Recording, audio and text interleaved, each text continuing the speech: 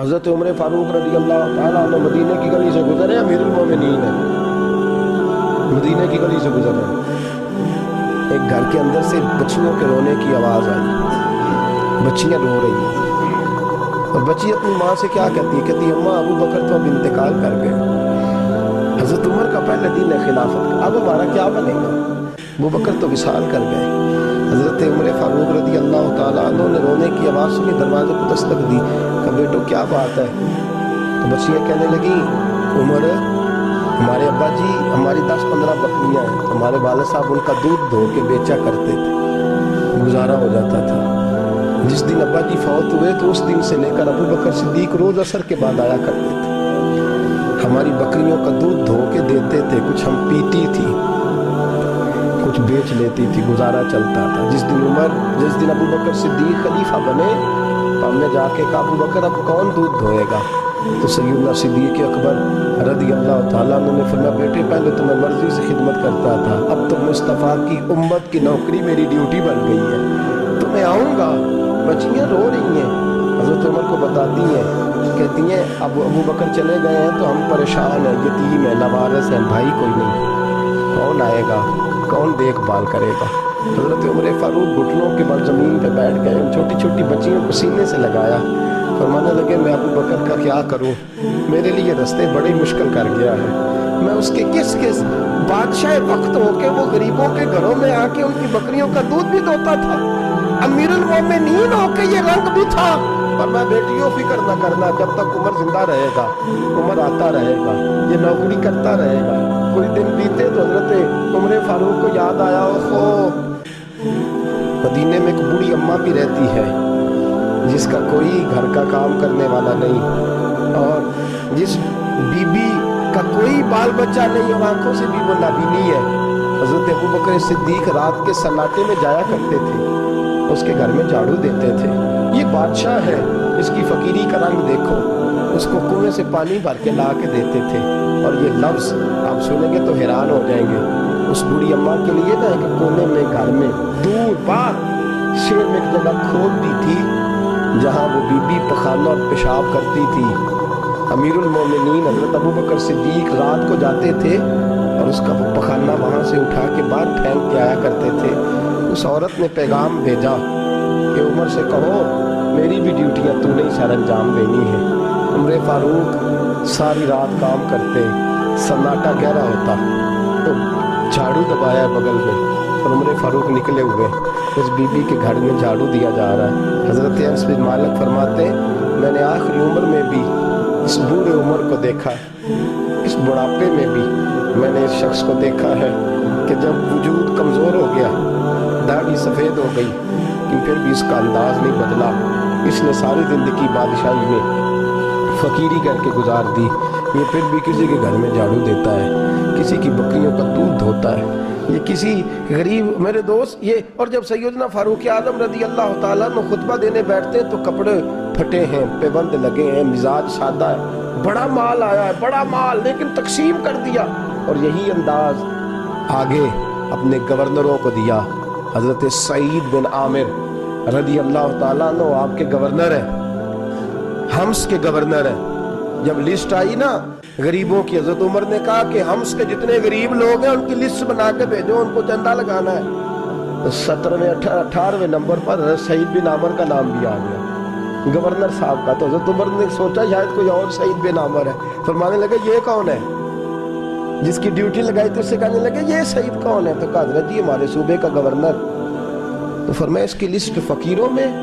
فرمانے لگے پتہ نہیں آپ نے کیا رنگ بھر کے بھیجا ہے، مہینہ مہینہ یہ شخص درختوں کے پتے کھا کے گزارا کر دیتا ہے۔ کہ یہ میں فرشتوں کی کہانیاں نہیں سنا رہا آپ کو، میں آپ کو جنات کی یا عالم بالا کی باتیں نہیں، اس دھرتی پہ بسنے والے، اس دھرتی پہ وقت گزارنے والے میرے رسول پاک نے تیار کردہ ہیرو کی باتیں عرض کر رہا ہوں۔ حضرت عمر گئے ایک دفعہ، کہا مجھے بتاؤ تمہارا گورنر کیسا ہے؟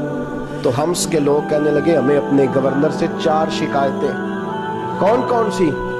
پہلی بات تو یہ ہے کہ گورنر صاحب کو چاہیے فجر کے وقت آئیں، یہ سورج نکل آتا ہے تو باہر آتے ہیں گھر سے، سورج نکل آتا ہے تو آپ کہہ کے تو دیکھیں کسی معمولی سرکاری ملازم سے، फिर आप देखिए आपका क्या बनता है। कहा ये सूरज निकलते वक्त आते। दूसरी शिकायत ये है कि दिन को मिलते हैं रात को नहीं मिलते। तीसरी शिकायत ये है कि महीने में एक दिन मिलते ही नहीं, गवर्नर साहब। चौथी शिकायत है कि रोते हैं कभी कभी, इतना रोते हैं कि बेहोश हो जाते हैं। हजरत फारूक आज़म ने खड़ा कर लिया, फरमाया सही तेरी शिकायत आई है। हुजूर हुक्म। फरमाया सुना है, पहले तू फजर के वक्त आ जाता था लोगों के मसाइल सुनने, अब तू सूरज निकलते वक्त आता है। कहा हुजूर बीवी बीमार हो गई है और घर में नौकर तो है कोई नहीं, तो मैं सवेरे उठता हूँ तो पहले नाश्ता बनाता हूँ, बच्चों को खिलाता हूँ। उस औरत ने 35 साल मेरे साथ वफा की है, अब चारपाई पे है तो मैं उसके मुंह में लुकमे डालता हूँ। कहा उसे खाना खिला के जब वो दुआ देती है तो फिर निकलता हूँ। तो कहा सुना है तो हफ्ते में एक दिन मिलता ही नहीं, महीने में। कहने लगे हजरत जी जब मदीने से आया था तो एक कुर्ता और एक तामद साथ लाया था, मुझे आज 2.5 साल हो गए हैं, मैं नया लिबास नहीं खरीद पाया। मैंने अर्ज की मैं इस धरती में बसने वाले लोगों की दास्तान सुना रहा हूँ। कहा मैं अपनी तामद धोकर खुश्क होने को डाल देता हूँ, उसे आधा दिन लग जाता है, खुश्क होती है तो तामद पहन के कमीज धो लेता हूँ और फिर कमीज डाल देता हूँ। हजरत जी सारा दिन बीत जाता है तो बाहर नहीं आ पाता। हजरत उमर फारूक की गर्दन झुक गई। का सुना है तू रात को मिलता ही नहीं। ये लफ्ज कहे तो हजरत सईद बिन आमर कहने लगे ये मेरा राज था, आप मेरे अमीर ना होते तो कभी फाश ना करता। दिन मैंने बंदों के लिए रखा है, रात अपने रब के लिए रखी हुई है। मैं रात की तन्हाइयों में अपने करीम की बारगाह में जाता हूँ और मैं सारे दिन के गुनाहों की माफ़ी मांगता हूँ। मैं अपनी गलतियों की तलाफी का सवाल करता हूँ, उसके हुजूर जाता हूँ, उसे दुखड़े सुनाता हूँ। रात मेरी उसके लिए बीत जाती है। हजरत उमर की और गर्दन झुक गई। फरमाया ये बता कि तू मिलता ही नहीं, कभी कभी तो रोता है और बेहोश हो जाता है। हजरत जी 40 साल की उम्र में कलमा पड़ा है, जब 40 साल के पिछले गुनाह याद आते हैं तो कब फिर मैं जब्त नहीं कर पाता। वो खताएं, वो पाप, वो जुर्म, वो खताएं जब सोचता हूं ना कि रब खड़ा करके पूछेगा बता ये जुर्म क्यों किया, तो वो एहसास मुझे परेशान कर देता है। हजरत जी मैं फिर बर्दाश्त नहीं कर पाता, फिर मैं तड़प उठता हूँ, मेरी ये कोताहियां हैं, बताइए क्या कहते हैं। हजरत फारूक आजम ने गर्दन उठाई तो आंखों में आंसू थे। कहने लगे या अल्लाह मुझे इस जैसे कुछ और गवर्नर भी अता फरमा, या अल्लाह इस जैसे कुछ और गवर्नर भी।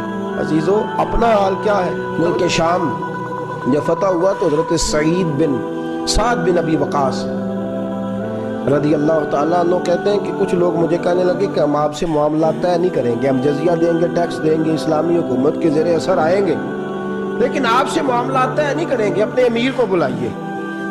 तो हजरत सैयदना साद बिन अबी वकास कहते हैं मैंने खत लिखा। फरमाते खत लिखा हजरत उमर को। मैंने कहा जनाब आइए। जवाब में हजरत उमर ने खत में जवाब लिखा कि फलां दिन फलां तारीख फलां वक़्त में मुल्क के शाम पहुंच जाऊंगा। हजरत सैयदना उमर चले घर से, एक गुलाम, एक घोड़ा, एक नेज़ा।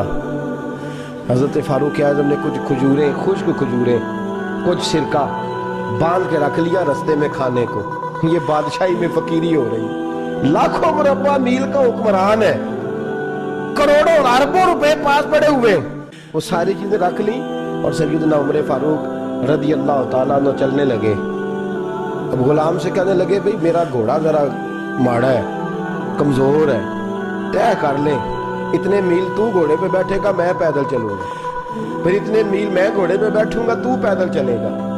मुल्क के शाम पहुंचने का वक्त आ गया। जब वक्त आया तो पैदल चलने की सवारी हजरत उमर की थी, उनकी बारी थी पैदल चलने की, और सवारी पर सवार होने की बारी गुलाम की थी। तो ये लोग रिश्ते करते हैं ना तो किराए की कार लेके चले जाते हैं, बाद में वो पूछते हैं कि तुझे तो कार ते आए सो। हम अपने आप को बनाने के लिए झूठी अनाम भी खरीदनी पड़े तो खरीदने से हम परहेज। हम जो बताते हैं वो हम होते नहीं, और जो होते हैं वो हम बताते।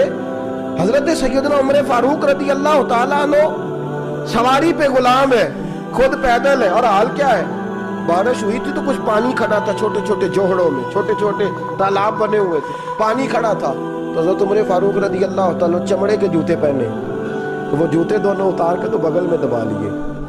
हजरत साद बिन अबी वकास फरमाते हैं उसी बगल में नेज़ा रख लिया और तामत थोड़ा ऊंचा कर लिया कि पानी से चलना है। اور غلام کو گھوڑے پہ بٹھایا ہے اور گھوڑے کی لگام پکڑی ہے تو یوں پیچھے رکھی ہوئی اور حضرت سیدنا فاروق اعظم رضی اللہ تعالیٰ عنہ آ رہے ہیں. غلام کہنے لگا حضور لوگ دیکھ رہے ہیں مہربانی کریں بیٹھ جائیں. فرمانے لگے نہیں باری تیری ہے تو ہی بیٹھے گا. اس نے کہا حضور نہیں وہ تو ٹھیک ہے کوئی باری فرض تو نہیں نہ ہو گئی آپ مہربانی کریں آپ آ جائیں ذرا لوگ آ رہے ہیں. فرمایا تمہیں کہا نا میں غلام کا تھا میں نے تیسری دفعہ کہا تو حضرت عمر نے جلال سے دیکھا اور جناب عمر کا جلال تو زمین کانپنے لگ جاتی تھی. کہتے ہیں کہا حضور آپ آ جائیں تو کہتے ہیں تجھے کہا ہے نا چپ کر کے بیٹھا رہے. کہتے ہیں میں گھوڑے پہ ہی کانپنے لگا. غلام اب حضرت سعد بن نبی وقاص کہتے ہیں سورج غروب ہو رہا تھا شعائیں پانی میں پڑ رہی تھی. حضرت عمر پانی سے میں نے غور سے دیکھا تو دوڑا گیا جا کے نا بچے نہیں مشورہ دیتے ابا جی کو ابا جی انج نہیں کریدا دور بدل گیا جی. کہتے میں دوڑا گیا اور جا کر کے حضرت سیدنا عمر فاروق کو کہا حضور مہربانی کریں ٹھیک ہے آپ کی درویشی سے کون آگاہ نہیں. وزیر کھڑے ہیں سفیر کھڑے ہیں بڑے بڑے عمراء بڑے بڑے ملکوں کے حکمران ہیں آپ مہربانی کریں یہ تم ذرا نیچا کریں اور جوتا پہن لے اگر خراب ہو گیا تو اللہ نیا بھی دے دے گا اور مہربانی کریں ذرا غلام کو کہیں نیچے آ جائے.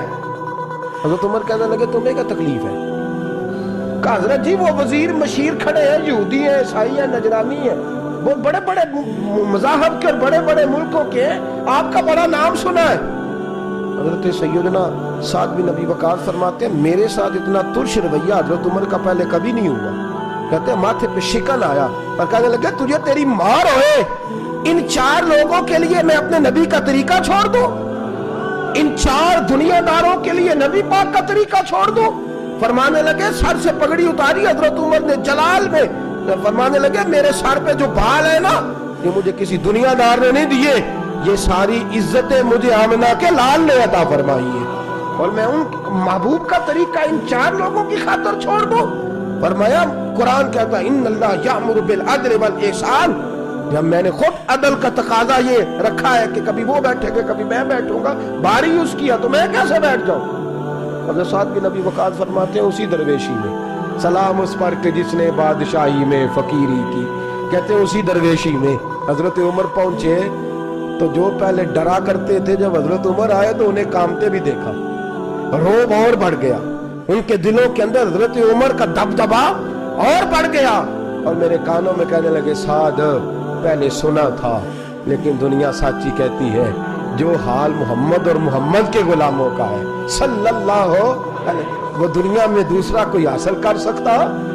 آج ہمارے پروٹوکول ہمارے دبدبے ہماری انا پرستیاں ہمارے دعوے ہمارے طریقے میرے عزیزوں لوگ ہمیں آ کے مثال دیتے ہیں کہتے ہیں یورپ کی فلاں گلی میں یہ ہوتا ہے. میں نے کہا وہ گرد راہ کو نہیں پہنچ سکتے یہ ساری چیزوں تو میرے مصطفیٰ کے غلاموں سے حاصل کیا لوگ ہم نے چھوڑ دی غیروں نے اپنا لی. خدارا اپنی زندگی میں تبدیلی لائیں. درویشی سادگی بے تکلفی یہ زندگی حسین ہوتی ہے یہ زندگی سکون والی ہوتی ہے یہ زندگی اچھی ہوتی ہے یہ فرحت اور تازگی والی ہوتی ہے. اپنے آپ کو ان تکلیفوں اور آلائشوں میں مبتلا نہ کریں. اگر اللہ مال دے عزت دے دولت دے اللہ تعالیٰ نفاست عطا کرے تو پھر اپنے آپ کو سادہ کریں آزاد کریں کھلی ہوئی کتاب بنا کے اپنے آپ کو رکھیں. مجھے ایک بچہ کہنے لگا حضرت جی جب بھی آتے ہیں آپ کہیں بیٹھے مل جاتے ہیں ہم کسی کو لا کے کہتے ہیں جناب حضرت جی بڑے مصروف ہیں اور آپ یہاں آگ تاپ رہے ہیں جلا کے مہربانی فرمائیں. میں نے کہا یار 2-4 دن تو بن صبر کے بیٹھنا بندے کے لیے آسان ہوتا ہے سارا دن ملمہ سازی کر کے رکھنا اتنا آسان کام ہو تو ویسے بھی بندہ جو ہو وہ نظر آئے تو اس کے لیے زیادہ بہتر ہوتا ہے. جو ہو وہ دکھائی دے وہ زندگی آسان ہو جاتی ہے بہتر ہو جاتی ہے. اور ویسے بھی جو کھلی ہوئی کتاب ہوتی ہے اس میں لوگ مشکوک نہیں ہوتے. جو بندی ہوئی ہوتی ہے نا اس میں لوگوں کو خبر نہیں ہوتی کہ نہ جانے یہ کیا معاملہ ہے. میرے عزیزوں اپنے آپ کو بے تکلف بنائیں. بے تکلف سے مراد یہ نہیں کہ جیسے بے تکلفی ہم نے ایک غلط چیز کا نام بے تکلفی رکھ دیا ہے کہ جو آدمی بات پہ ٹھٹھا کرے بات میں مذاق کرے وہ بے تکلف ہوتا ہے. یہ تو بے تکلفی اسلام اس کو پسند ہی نہیں. بے تکلفی سے مراد یہ ہے کہ جھوٹی انا نہیں بنائیں جھوٹے معاملات اپنے گرد نہیں اوڑیں. اپنی اگر اللہ آپ کو بہت زیادہ مال و دولت دیتا ہے تو جتنا وہ مولانا رومی کہتے ہیں جتنا ٹہنی پہ پھل زیادہ لگتا ہے نا اتنی وہ ٹہنی جھک جاتی ہے. جو اکڑی ہوتی ہے سمجھو وہ خالی ہوتی ہے. اگر آپ پھلدار ہیں تو پھر آپ کو جھکے پھر آپ کو با اخلاق ہونا چاہیے با مروت ہونا چاہیے پیار والا ہونا چاہیے. زندگی میں اس چیز کو ضرور اپنائیے. بڑے لوگ وہی ہوتے ہیں جن کا کردار بڑا ہوتا ہے، بڑے وہی ہوتے ہیں جن کی بات بڑی ہوتی ہے، کوئی باتوں سے اور پروٹوکول سے کبھی بڑا نہیں ہوتا، ہمیشہ مدحت خیر الانام میں گزرے، دعا ہے یہ عمر درود و سلام میں گزرے، آخر دعویٰ الحمدللہ۔